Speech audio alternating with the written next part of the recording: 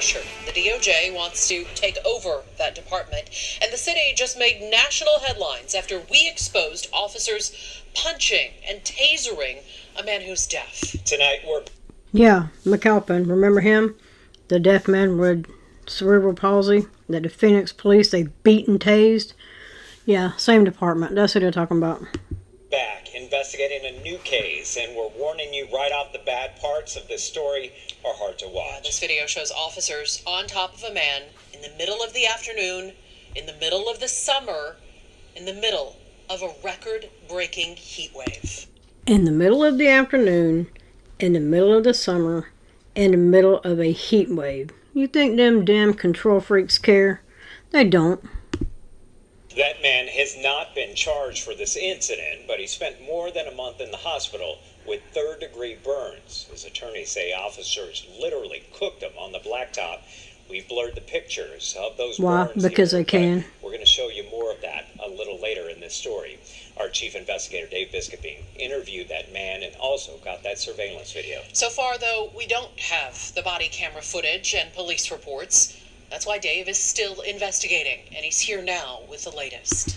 No body camera footage and no police reports. Of course they don't. They only want transparency when it makes them look good, which 99% of the time is never. They never look good. They don't want any transparency. What you got, Dave? So far, Phoenix PD has issued a statement saying the case is still under both a criminal and internal investigation. Of course it's still under investigation. Why? Because they're not planning on doing anything. And then, before you know it, the next big thing is going to happen. This is going to fall from the headlines. People are going to forget. And the PD will just move on. They don't care.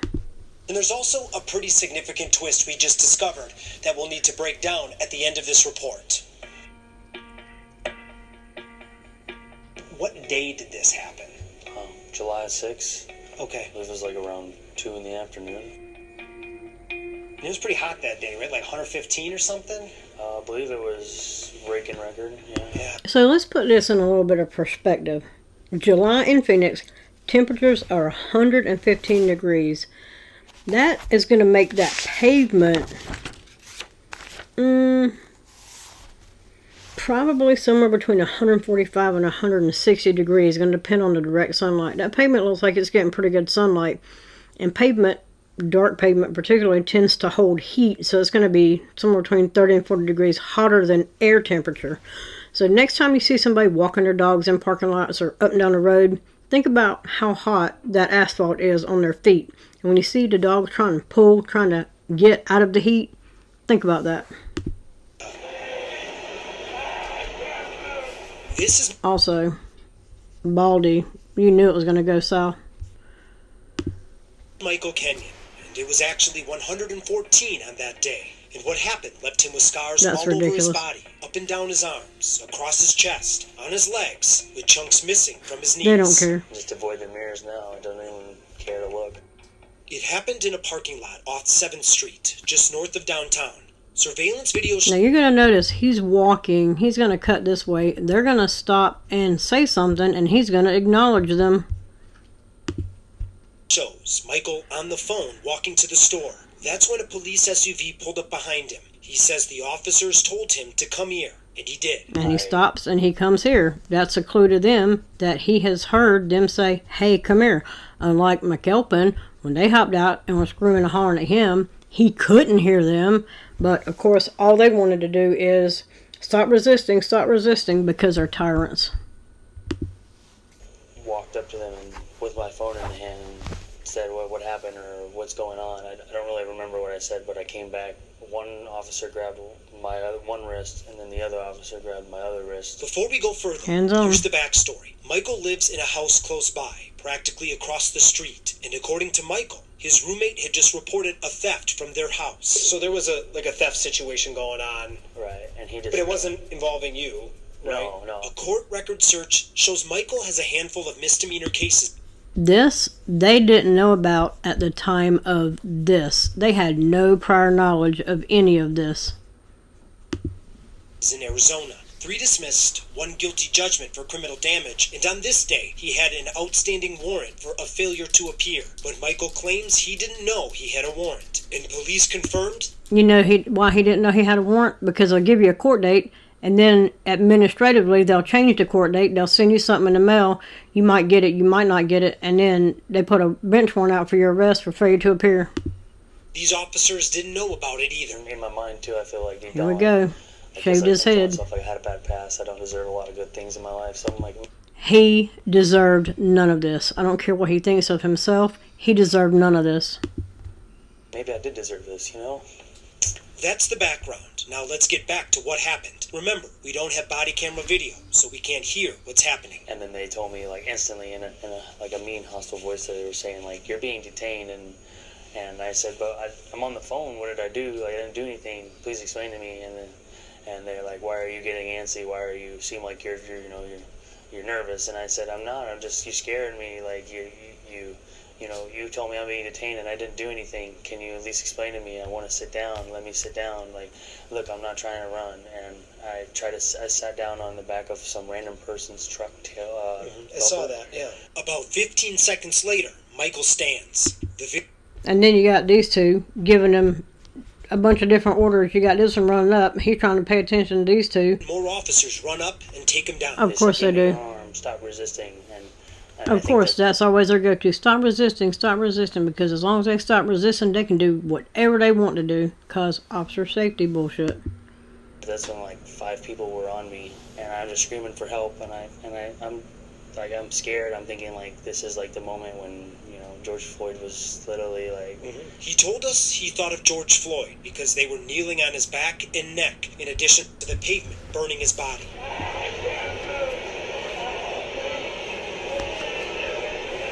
This is it. This is all. This is me. I guess this is where I'm gonna stay at. And this is the end, you mean? Yeah, this is the end. Michael spent more than 4 minutes on the blacktop. 4 minutes on the blacktop at probably 160 degrees. Tyrants. Before getting handcuffed, then picked up and dragged to the police car. He said his skin was already bubbling and peeling away. Can you describe? Dragged him to the. Of course, they're still pulling and tugging on him. They don't care. He's in enough pain that his brain's already tried to block out a significant amount of the pain he's actually feeling. You think they give a shit? They don't. The pain? Like, how bad was it? Like going through hell in Hades, I guess you'd say. It's like, feels like your skin's melting off. The lady across the high-rise said that she thought an animal was dying, so that's why she looked out her window. Firefighters arrived about 5 minutes after Michael was lifted from the ground. 7 minutes later, he was carted away and taken to the hospital. The Phoenix police are demonstrating an utter disregard for human life. An utter disregard for human life. That's because they're control freaks. They probably couldn't wait to get his ID. They have zero accountability. They don't care. Why should they care? They can do whatever they want. Nothing's going to happen. Sitting next to me is a young man whose skin has been burned to the 3rd degree because it was cooked on asphalt. You feel like they cooked him on the asphalt? They did cook him on the asphalt. That's Bobby DiCello, one of Michael's lawyers. They're planning a lawsuit. They gave us the surveillance and cell phone video, but they say they have not been able to get the police reports either. Shocking. It is not. He's never been charged with the crime, and he's spent over a month in a burn unit. Never been charged with a crime. He was handcuffed to his bed in the hospital. With police peeping through the windows to see what he was doing. Peeping through the windows to see what he was doing? Who does that surprise? Nobody. They were probably trying to figure out if he was looking for an attorney. True. That means Phoenix officers knew his condition was bad. And Michael says officers were there for days and often kept him handcuffed. Like, what do you mean they were there? They were just outside the room. They had like this little like clicker thing that's like a blind inside the window, and they just wouldn't let me use my phone, contact my family, and it took certain. They kept this man handcuffed to his bed that committed no crime. The hospital should have asked some questions and stopped that.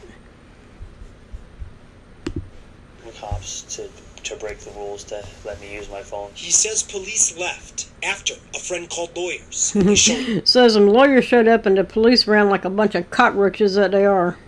up at the hospital. Now, Michael was hospitalized for more than a month, first in a special burn unit, then in a rehab facility. He says the beginning was the worst, especially getting his dressings changed. Just screaming at the top of my lungs, like wishing it was over, you know what I mean? I wouldn't wish it over. Take a second. And you say you wouldn't wish it on your worst enemy? No. Okay. Yeah, I wouldn't. Did you deserve what happened to you? I don't think so, and sometimes I... He deserved none of that. Like I said earlier, it doesn't matter what he thinks of himself. He had some misdemeanor charges. Okay, and he deserved none of that. I beat myself up thinking, like, what could I have done to deserve this? And I still cry sometimes thinking that, like, I didn't do anything. Do you think anybody deserved what happened to you? No. Again, Phoenix says this case is still under criminal and Of internal course it is. investigation. And while the city didn't directly respond to our specific questions about why officers were stationed at the hospital, their statement did say Michael was taken to the hospital and officers learned he had a felony warrant out for his arrest. Now to that They learned he had a felony warrant. They didn't know that prior. twist we mentioned earlier. We just learned that hours after we reached out for comment on this case, officials went to court and filed criminal charges against Michael Kenyon. Now, not for the burn case, not for the warrant, but for a different case. Now, we just pulled the new court file. It shows 3 charges related to a domestic violence case between Michael and his brother. Here's the timeline. That alleged DV case happened on March 12th. The burn incident happened in July. We reached out for comment on that burn case October 28th at 6 a.m. The new charges were filed 9 hours later at 3:17 p.m. So when the lawyer showed up, the PD knew it was about to go down, so they went digging for anything they could find. That way they could say, see, we told you. They're a bunch of tyrant thugs. And if you think this won't happen to you, keep back in the blue and see how that turns out for you. Michael's attorneys just released the following statement. Quote, "We are still investigating this allegation. The timing of the charges is certainly suspicious, particularly given Phoenix PD's history, but we're reserving judgment until we complete our own investigation." See, they're reserving judgment, and the Phoenix PD sucks. His attorneys also represent the group of protesters who were targeted, arrested, and falsely charged as gang members. So those attorneys have a notable history with the city.